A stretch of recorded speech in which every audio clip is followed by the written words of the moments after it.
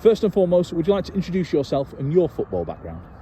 Hi, my name's Chris Wilcock. I'm the manager of Lancaster City Football Club. My footballing background stems back over 35 years, quite a long time. I started my career at Earlham Town a long time ago, and played a lot of non-league football for a number of non-league clubs, too many to mention unfortunately.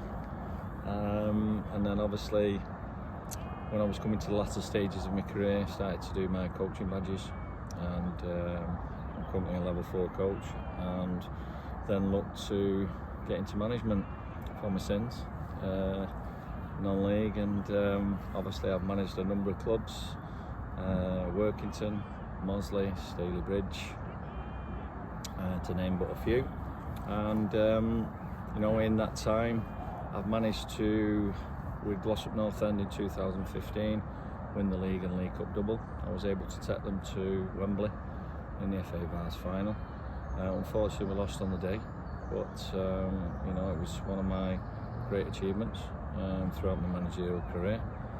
I've managed to get a number of clubs promoted, and at the right end of the table on numerous occasions. And going forwards, I'm looking to try and be as successful as I can, and take the club forward with a lot of things that we've put in place to enable the club to grow on every level, and be as successful as I can at the city. So would you just explain a bit about Lancaster City, where we sit in the football pyramid, and how the end of the season has just gone? Well, we currently sit in Step 3, which is a couple of leagues outside of League 2. The level is very competitive. There's a lot of very good teams in there, a lot of good managers, good coaches as well, and on a weekly basis it's exceptionally tough to get results on a weekly basis at the level that we're currently at. We're looking like we're going to finish above mid-table again for the third time in 3 years, which is a decent effort from the club, considering we are financially up against a lot of reformed clubs who are coming back through levels. And in the main, we've had, in my time, I've only been here for 14 games, we've done reasonably well. We're still looking to, obviously, for myself, gain more consistency and hopefully see if we can bridge the gap and get closer to the top of the division come next season. We are heading to the Isle of Man in pre-season. Would you tell us why and how that came about? Well, it's something that I've not sampled. There's a lot of my friends been over and played there, so for various clubs, and it was something that when I was putting the pre-season together, schedule, I was thinking that a trip away, obviously to integrate new players into the football club, and obviously it's good to have a trip away during pre-season. Obviously the level of opposition that's is going to the football festival as well, Winchester and Radcliffe, very good teams, and will prove a stern test for us at that stage of the pre-season.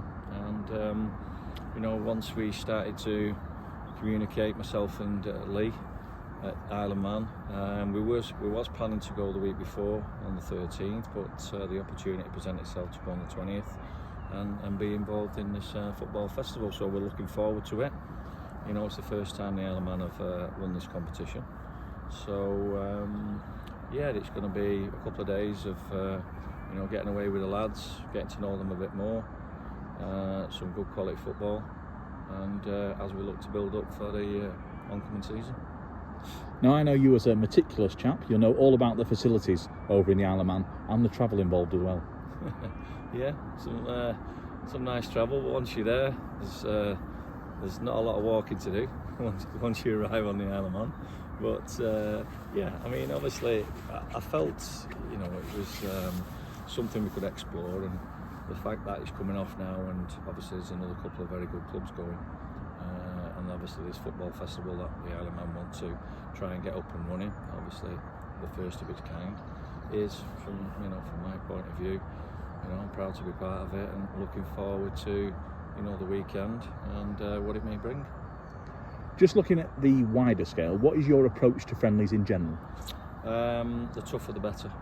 In the lead up to a season, I like to try and play teams in and around the same level, maybe one step below, certainly teams from the league above or two if possible, pro clubs as well, and it gives us a various opposition, how they set up.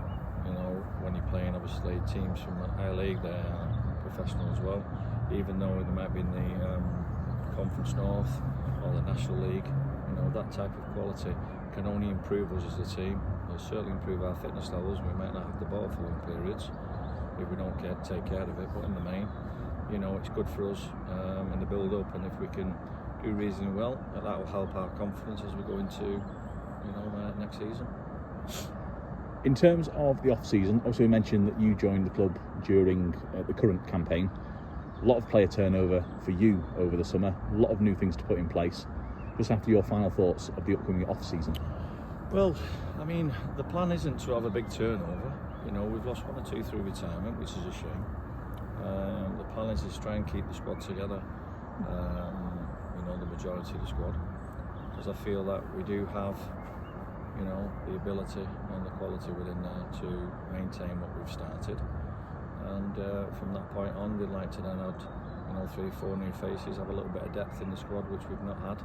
It's been quite limited with the numbers that I've been able to work with, and that will then enable us to, when obviously the games are coming thick and fast, Tuesday, Saturday, enable us to rotate a little bit more for quality and maintain some of the runs that we've put together and extend that instead of 4 to 5 wins. Try to work towards double figures on that front. Thank you very much, Chris. Welcome indeed. Thank you.